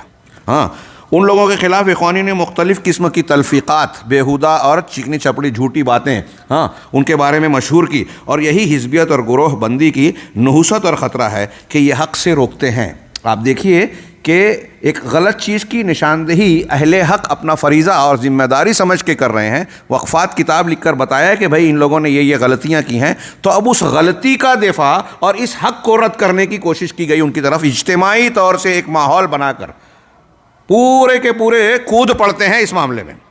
یہ کوئی چھوٹی بات نہیں ہے، یہاں صرف انہوں نے یہ نکیر کی کہ یہ حق سے روکتے ہیں، اس میں دیکھیے کہ غلط کی تائید کر رہے ہیں، ہم مکلف ہیں، ابھی کل پڑھا امر بالمعروف اور نہی عن المنکر کا، یہ نہیں امر بالمنکر اور نہی عن المعروف کر رہے ہیں کہ آپ صحیح کام کر رہے ہیں تو آپ کو بدنام کر رہے ہیں، اور جو غلط کر رہے ہیں ان کی تائید کر رہے ہیں۔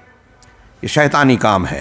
جب آدمی کا منہج بگڑتا ہے تو عمل بھی الٹ جاتا ہے، عقل پلٹ جاتی ہے، صحیح کو غلط، غلط کو صحیح، بدعات، خرافات اور منہج منحرف کی ایک بری بات یا برا نتیجہ یہ ہے کہ اس کے یہاں معروف منکر بن جاتا ہے اور منکر معروف۔ اب جب وہ حکم دیتا ہے تو آپ دیکھیے کہ جو بدعت کو مانتا ہے وہ اللہ کے رسول صلی اللہ علیہ وسلم کا وسیلہ لگا کر دعا مانگنے کی تائید کر رہے ہیں، پورا دیوبند اور ان کے لوگ کتابوں میں لکھ رہے ہیں، بیان کر رہے ہیں، جو جس بدعت کو وہ دین کا حصہ سمجھ رہے ہیں اس کی تبلیغ کر رہے ہیں، جس سنت کو وہ نہیں مانتے اس کا رد کر رہے ہیں، اور انہیں پتہ بھی نہیں چلتا کہ اس طریقے سے وہ دین کے کام کے نام پر دین کی مخالفت کر رہے ہیں، دین کی تبلیغ کے نام پر دین کا رد کر رہے ہیں۔ یہ کوئی چھوٹی موٹی بات نہیں ہے۔ آگے بڑھتے ہیں۔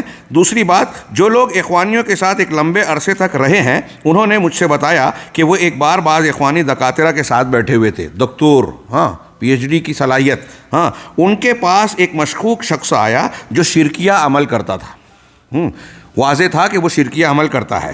میں نے اس پر نکیر کرنا چاہا، اس کی شرکیہ چیز کو رد کرنے کی کوشش کی، لیکن ان لوگوں نے مجھے منع کر دیا۔ دکتور ہیں، بڑے بڑے ڈگری ہولڈر، منع کر دیا، ایسا مت کیجئے، کیوں؟ اس طرح سے لوگ متنفر ہو جائیں گے، اور اس طرح کی دیگر واہیات قسموں کی دلیلوں کے ذریعے مجھے روک دیا گیا۔ انتہائی گھٹیا باتیں کر کے کہا کہ نہیں، دیکھیے توحید کی دعوت دینے سے روک رہے ہیں کہ اس سے لوگ متنفر ہو جائیں گے۔ نبی صلی اللہ علیہ وسلم سے زیادہ حکمت والے ہیں یہ، انبیاء کرام سے زیادہ بہتر طریقہ ہے ان کے پاس۔ اگر نبیوں کا طریقہ آپ صحیح مانتے ہو تو یہ طریقہ غلط ماننا پڑے گا۔ آئیے سنتے ہیں دور حاضر کے امام اہل سنت شیخ عبدالعزیز بن باز رحمہ اللہ کے کلام کو کہ آپ اخوان المسلمین پر کس طرح ملاحظہ فرما رہے ہیں۔ چنانچہ فرماتے ہیں، ملاحظہ کیجئے، اخوانی تحریک پر خاص اہل علم تنقید کر رہے ہیں کیونکہ ان کے یہاں توحید باری تعالیٰ کی طرف دعوت میں اور شرک و بدعات پر نکیر کے باب میں کوئی نشاط نہیں پایا جاتا۔ اس سلسلے میں ان کے یہاں سرگرمی نہیں ہے، صرف یہی ایک بات ان کی دعوت کے منہاج نبوت پر نہ ہونے کی دلیل کے لیے کافی ہے۔ ان کے یہاں کچھ ایسے اسالیب، اسلوب اور طریقے پائے جاتے ہیں جن سے دعوت دین اور عقیدہ صحیحہ کی طرف رہنمائی میں کمی کا احساس ہوتا ہے، اس میں نقص معلوم ہوتا ہے، اور یہ شیخ ابن باز کی بڑی محتاط اور پیاری عبارت ہے، بہت مہذب انداز ہے، علمی انداز ہے۔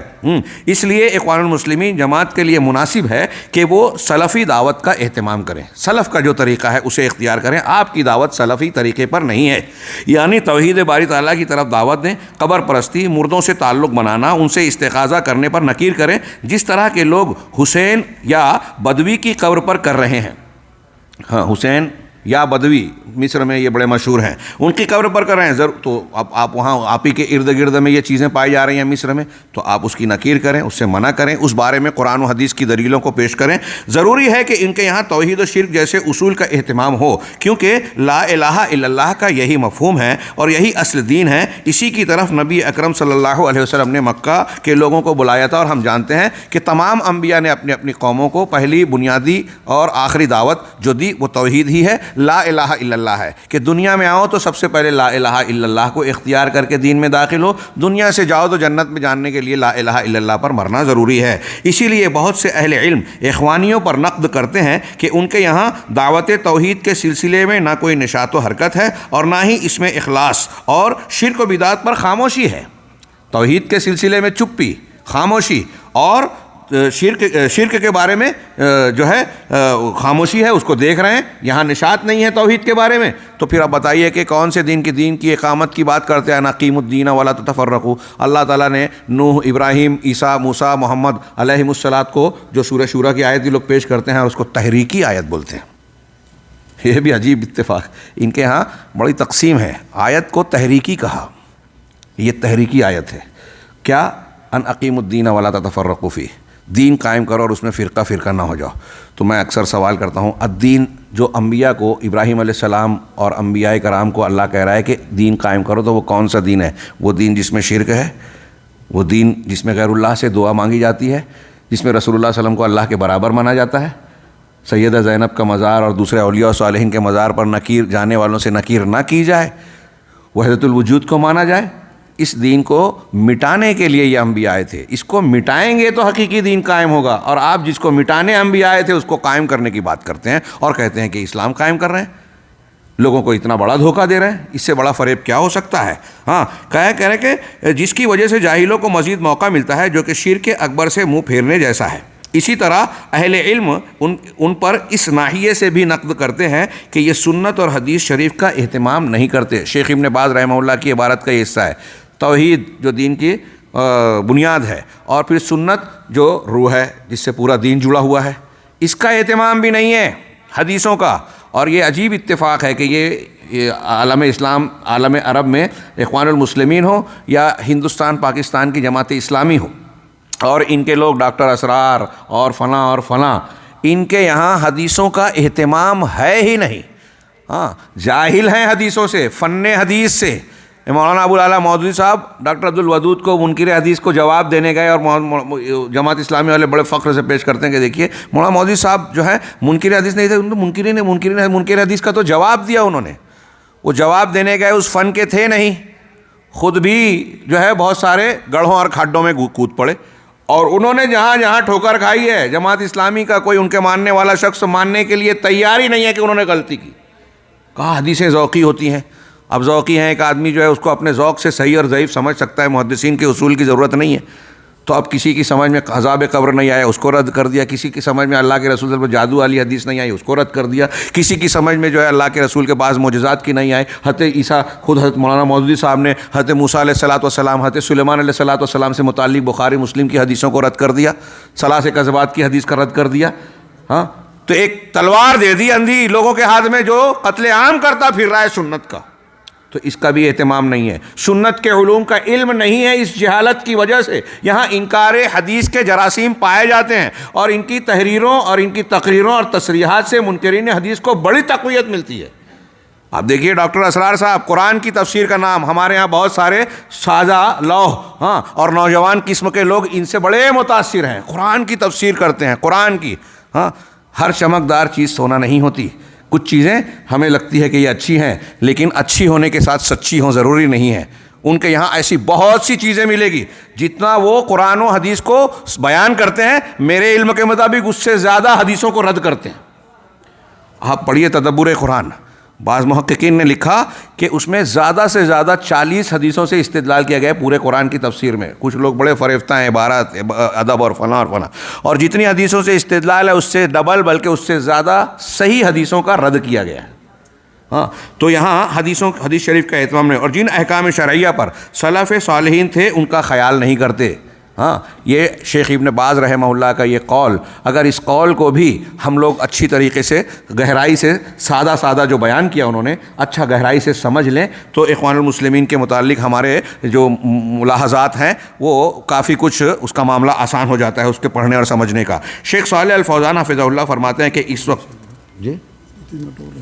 2-3 منٹ, یہ ایک آخری عبارت, اس وقت ہم اپنے ملک میں کچھ مشکوک اجنبی افکار کی آہٹ سن رہے ہیں جو دعوت کے نام پر مختلف جماعتوں کی جانب سے پھیلائے جا رہے ہیں, جیسے اخوان المسلمین اور تبلیغی جماعت وغیرہ. ان سب کا مقصد ایک ہے, وہ یہ کہ دعوت توحید کو ختم کر کے اس کی جگہ لے لینا. یہ دور سے نظر آتے ہیں, بظاہر اصلاح کی کام کرتے ہیں, لیکن حقیقت میں جانکار حضرات جانتے ہیں, اور ان کے بعض جگہوں پر ان کے یہ مقاصد کچھ نہ کچھ کھل جاتے ہیں کہ یہ ان کا اصل نشانہ سلفی دعوت ہے, اور اس معاملے میں ان کو باہر کے لوگوں سے, مسلم دشمن عناصر کی طرف سے تقویت اور طاقت حاصل ہے. ان کے خفیہ مراسم آج مبرہن ہو چکے ہیں. ان کو ان کی طرف سے جو تعاون اور مدد ملتا ہے, خاص طور سے سلفی دعوت کا مقابلہ کرنے کے لیے, وہ اہل نظر سے آج مخفی نہیں رہا.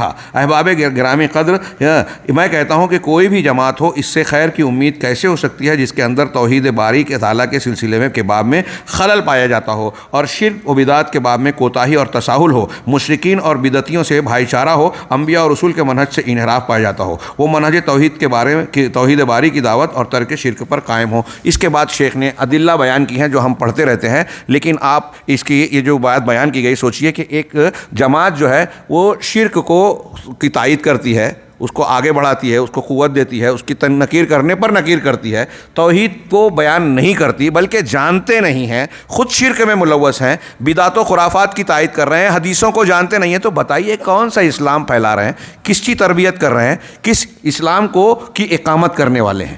یہ ایک ملاحظہ میں ایسا مانتا ہوں، میرا عقیدہ یہ ہے کہ اگر اس ایک ملاحظے پر ہمارے نوجوان غور کر لیں تو وہ اخوان المسلمین کی دعوے کرنے والی چمکدار دعوت سے اور دھوکے سے وہ جو ہے متاثر ہو کر فریب نہیں کھائیں گے۔ انشاءاللہ ہماری بات نماز کے بعد جاری رہے گی۔ اللہ ہمیں خیر کی توفیق دے، علم سے نوازے، عمل کی توفیق دے اور اخلاص عطا فرمائے۔ وآخر دعوانا الحمدللہ رب العالمین۔